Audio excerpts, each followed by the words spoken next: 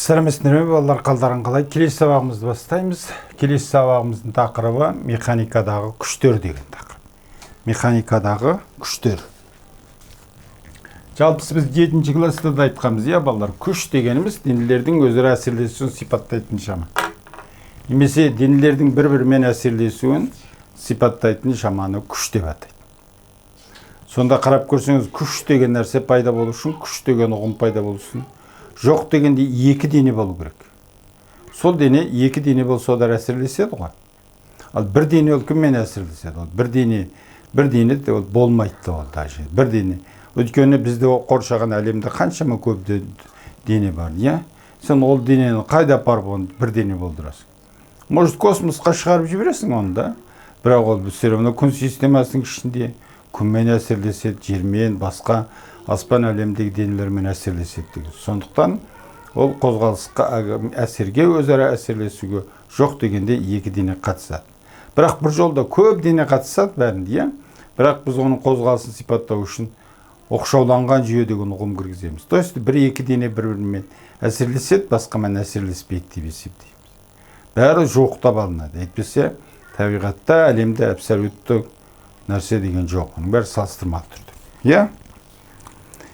Енді барлық денелер күшпен әсерлеседі екен, әсерлеседі, оларды сипаттайтын шама күш дейді, көбінде күшті F әрпімен белгілейді, басқа әріппен де белгілейді.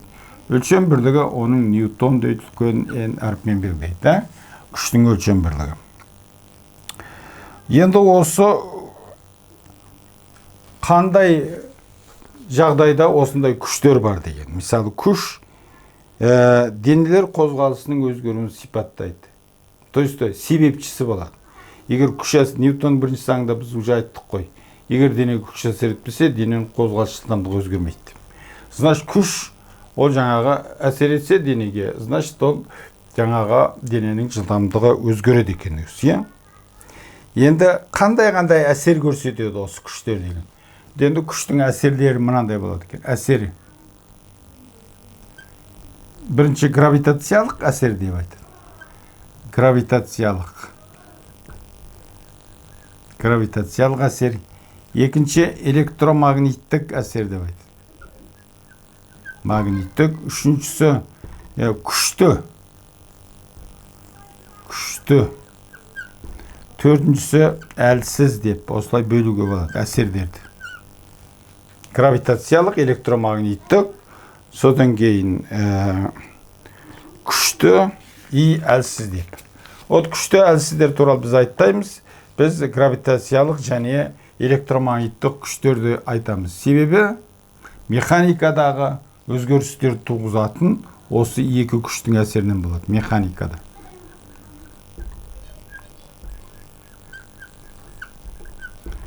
Өзгеріс, Механикада дененің жылдамдығы өзгеру, орны өзгеруге болады. Значит, осыны кім туғызады дегенде гравитациялық өріс, немесе электромагниттік өрістер туғызады. Сондықтан біз осы екі күшті алып қарастырамыз, мысалы. Ал механикадағы негізгі күштер. Механикада қандай негізгі күштер бар деймін, Бүйтіп жазып қояйық. Механикадағы негізгі күштер.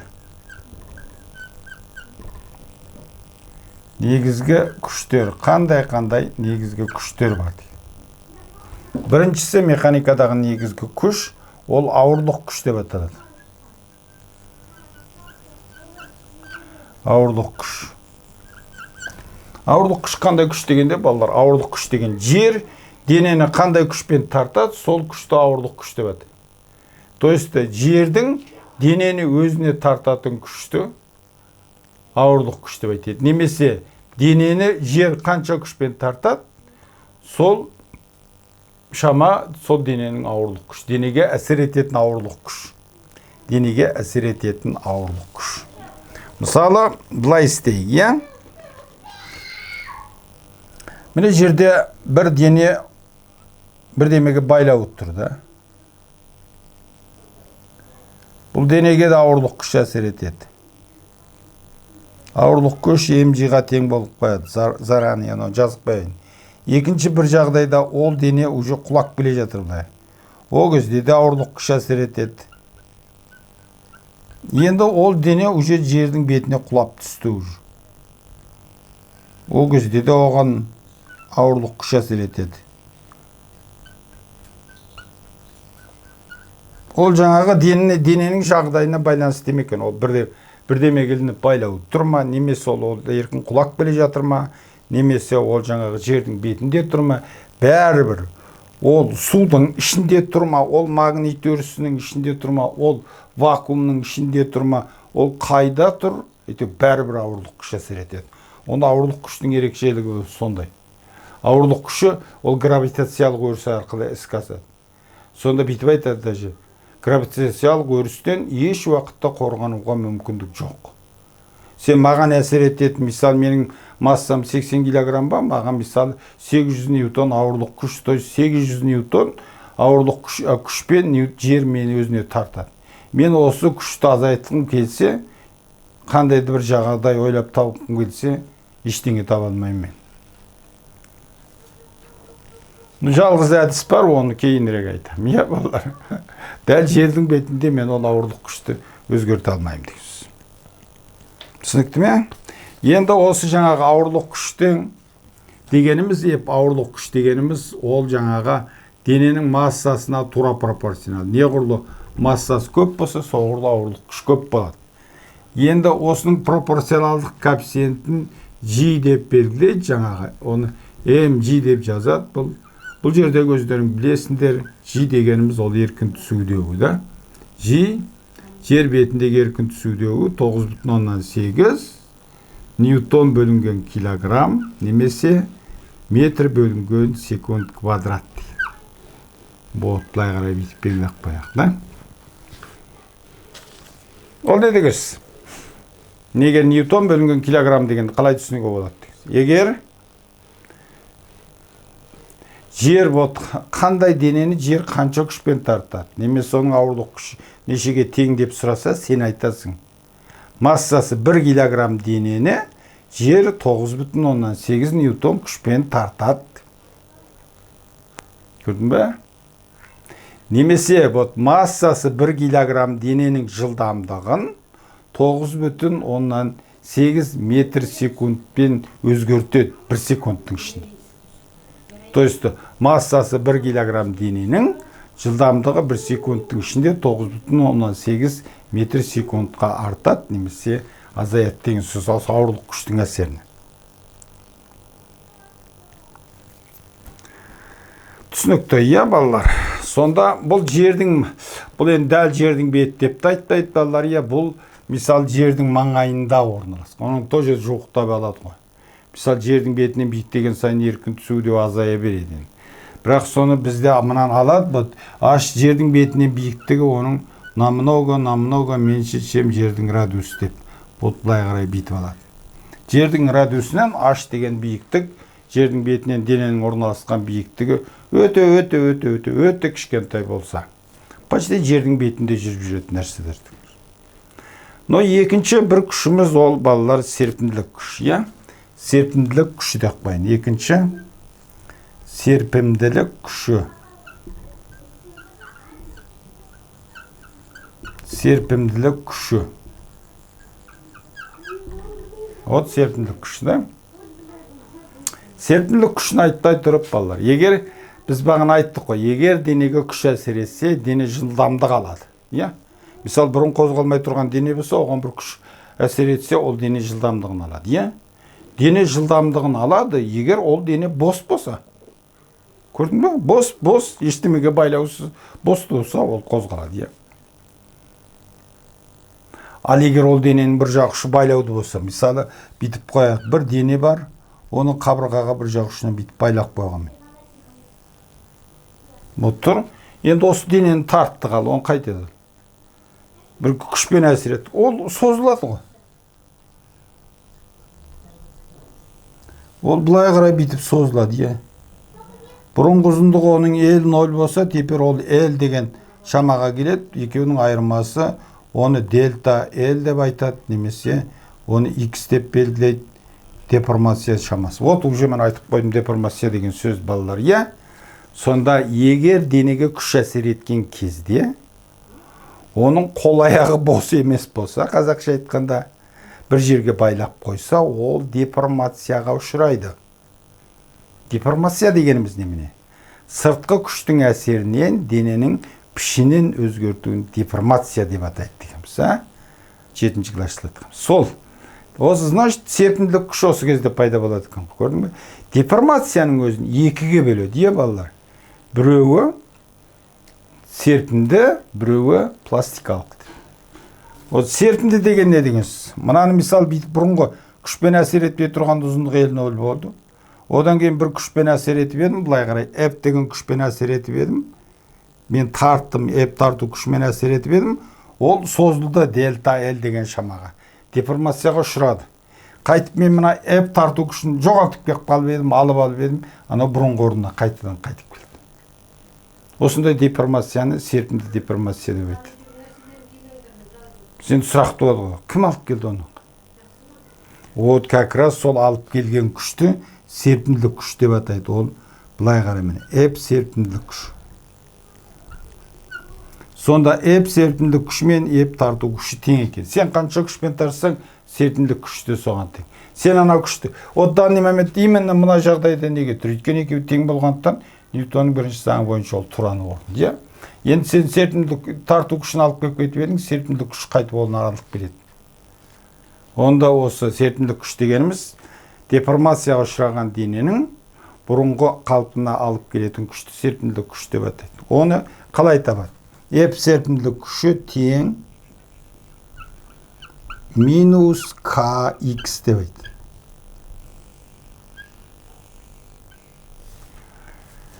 Так, бірінші x-ке тоқталайық. Ол деформацияның шамасы. Сонда не құрлы kx, x не құрлы көп болса, серпімділік күш сол көп болады екен. Оны біз жақсы білеміз ғой. Садақ атқанда не құрлы бүйтіп садақтың бүйтіп тартсаң, не құрлы созып тартсаң. Немесе рогатка дегенді ойнадыңдар ма? Біз кішкенегімізді ойнайтынбыз.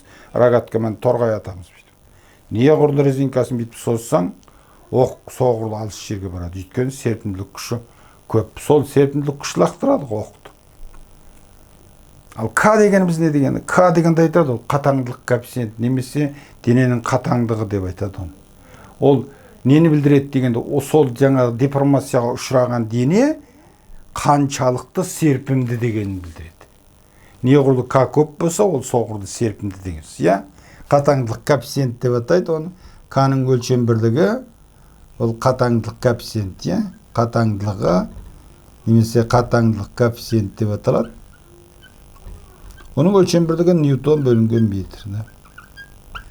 Вот ньютон бөлінген метр К. Минус деген тұраны жерде. Вот бір ескертетін нәрсе, бұл минусты тек қана жаңағы жайы түсіну үшін, мағынасын түсіну үшін қойып қояды, бірақ есеп шығарғанда минуспен алмайды дегенде балалар естеріңде болсын. Ол плюсымен шығара бересің. К 200, x 0,5 болса 200-бен 0,5-ті көбейтесің болды, минус қоймайсың. Ал минус деген ол қандай мағынаны білдіреді дегенде ол бүйтіп айтады. Серпімділік күші әр қашанда деформацияның бағытына қарама-қарсы бағытталады.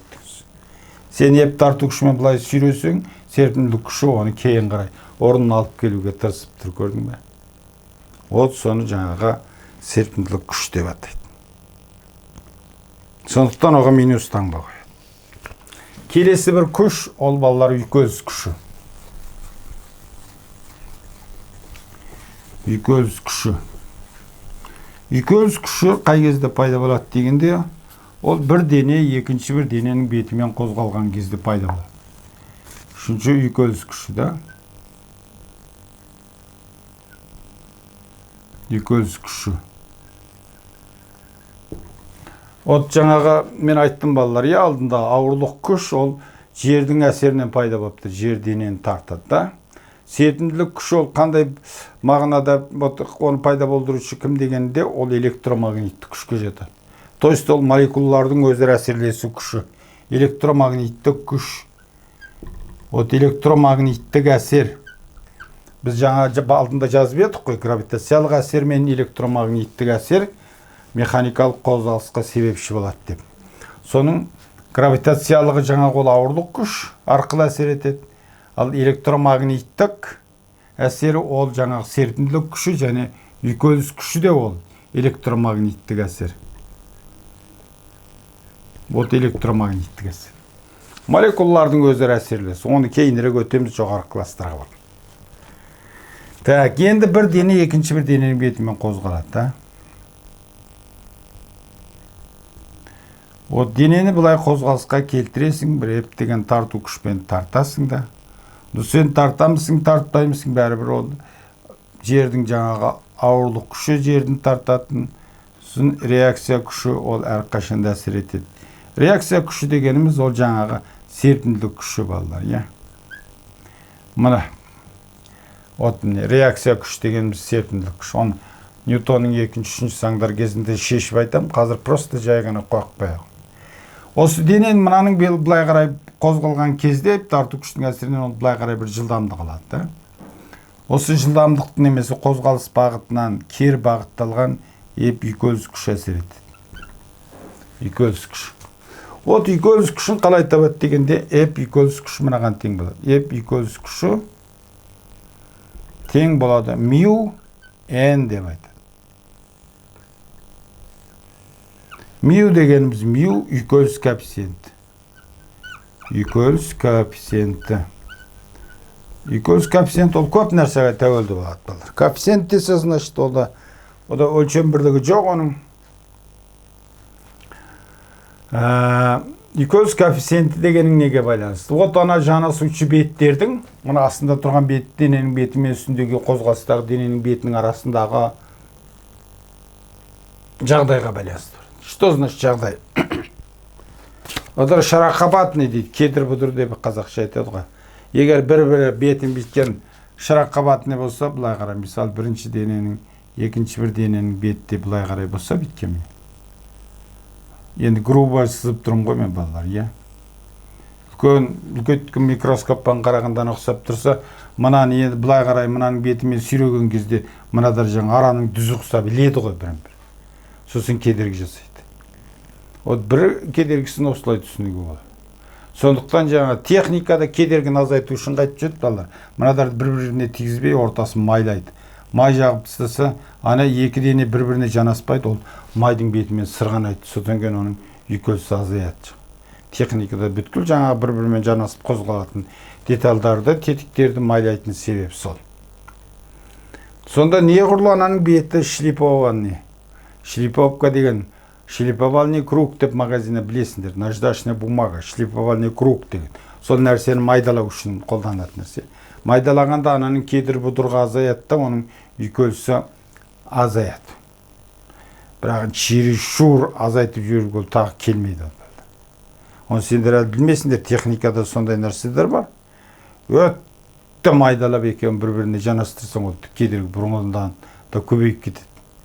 Себебі өтті майда болса, жанасатын екі дене бір-біріне жақындайтын молекулалардың саны көбейеді. Молекулалар бірін-бір тартады, тебеді өт. 10 классқа барғанда өтесіңдер. Соның молекулалардың бірін-бір тартатын күш көбейеді, жанасатын екі дененің сосын үйкеліс күші көбейеді. Бұл жерде әртүрлі жағдайлар бар, оны жоғары класстарға барғанда зерттейсіңдер. Просто қазір механически түсіну керек жаңағында. Кедір-бұдыр болса болды, кедір көп. Сондықтан машина жаңағы қыстың күні жаңа гололед деді ғой, мысалы мұз болған жерде буксабай тетіп тұрбаса, астына не істеу? Құм төгу керек, кедергіні көбейді. Кедергіні көбейтсе, соқырлы машинаның доңғалағы жолмен жақсы жаңа сцепляйды, сосын олар жақсы қозғалады. Я, түсінікті ғой балалар, я. Енді осы үйкелісті бірнеше топқа бөледі балалар. 7-ші класста өткенбіз, бірінші тыныштық үйкеліс деп. Тыныштық. Одан кейінгісі немене? Сырғанау. Одан кейін домалау дейді. Осылардың ең көбі жаңағы тыныштыққа көп болады. Одан кейінгісі сырғанау, да? Одан кейінгісі домалау. Домалау үйкөз күші ең аз болады. Сондықтан бүткіл нәрсені жаңағы домалайтын қып істейді. Мысалы, неге машинаның доңғалағы домалақ болады дегенде. Ол сол жаңағы домалау үйкөз күшін азайту үшін істеген ғой, балалар. Ең алғашындағы, вот как не интересно, да как не смешно, вот ең алғашқы машинаның доңғалағы 4 бұрыш болған квадрат құсы. Вот интересно, да? Вот былай люди придумали такую машину. Но енді о кездегі, естественно, это не машина, это какой-то арба ма, тележке ма. Бірдеме, мен мынандай машина істеп қоямын дейді. О, қызық иә бар. Люди придумали такому технику, арба. Аяғы 4 бұрыш болған оның. Вот енді көріп попробуем мынаны. Неге олай болды дегенде, енді о кезде адамдар жаңа ойлап тауып отыр. Адам, мисал, жануар бола ма, бүйтіп бір аттағанда, мисал, енді былай да, бір аттады да, бір шаг, один шаг. Мынаның бүйтіп алға қарай бір аунап түскені бір шаг. Келесі бір аунап түскені бір шаг. Вот сондай логикадан шыққан. Бір жаңағы квадратты немесе кубикті бір түсірсең, бір аттағаны, келесі айналдырғаны бір аттаған. О кезде үйкеліс туралы вообще понятие жоқ қой. Кто я деп жүрген кездер ғой адамдардың, не? Бірақ вот анандағы дошли вообще вот он, да? Такой механизм придумали адамдар. Содан кейін жүру умнее стали, да, адамдар. Давайте мынаның өзі 4 емес 6 болсын, 8 болсын, 12 болсын, энное число. Десең, вот n бұрышы бар, n бұрышы бар, көп бұрыш. Ол шеңбер ғой, білесіңдер, иә балалар. Егер n-нің саны шексіздікке ұмтылса, ол шеңберге айналады. Вот көрдің бе, содан дөңгелек шыққан. Соның үйкеліс күші аз болғандықтан солай істепті ғой. Енді бұл практикада қалай білесің дегенде, мысалы өзің жаңағы қыстың күні енді шананың үстіне, ауылды жердегі шытайым шананың үстінде пляк бар, ішінде су бар. Вот алғаш бүйтіп қозғаған кезде, тартқан кезіңде ауыр болып тұрады. Біз сезіліп тұрады. Ол тыныштық үйкеліс күші сені тартып тұрады. Көбірек. Одан как только шана орнынан қозғалып кетеді, резко азая қалады, одан шана поехали. Вот сырғанау үйкеліс. Көрдің бе? Егер оған домалайтын шарик бірді орнатсаң, ол тіпті күшті болады. Сонда ең көп мынау тыныштық үйкеліс күшті. Түсінікті ғой, иә балалар. Так, енді балалар бұлай істейге, уақытымызда кетіп жатыр, но сендер бұлай істейсіңдер. Оқулықтан үйге. Оқулықтың. Енді бұн есепті тақтаға шығарып көрсетпей қояйын деп жатырмын мен, өйткені 7-ші класста да болған көбірек есептер шығарғанбыз балалар, 7-ші класста. Сондықтан біз оны қайтадан уақыт ала бермейік, оны иә. Сондықтан үйге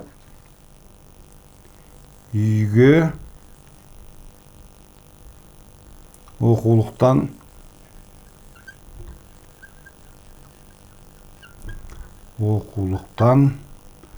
жаттығу 13 болады, по-моему, да? Бұл 13-тің есептерін шығарамыз. 3, 4, 5, 6 дейді.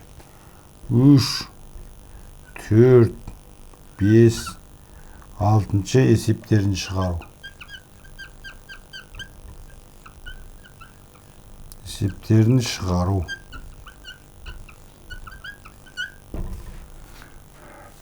Вот келесі сабақтарда да біз есептер көп шығармаймыз бала. Не де болса жаңа бізде әлі сабақтар бар ғой, мысалы. Жаңаға салмақ деген күш бар, соны өтіп ап. Одан кейін бүкіл әлемдік тартылыс заңы деген заң бар, соны өтіп ап. Содан кейін бірнеше сағат есеп шығарамыз. Әзірше осы күштермен, механикадағы бірнеше негізгі күштермен танысып алайық. Өйткені бұл бізге бұрыннан да таныс 7-ші класста. Содан кейін артынан есептер шығарамыз. Түсінікті ме балалар? Ал назарларыңа көп рахмет. Сау, сәлеметте болыңдар балалар.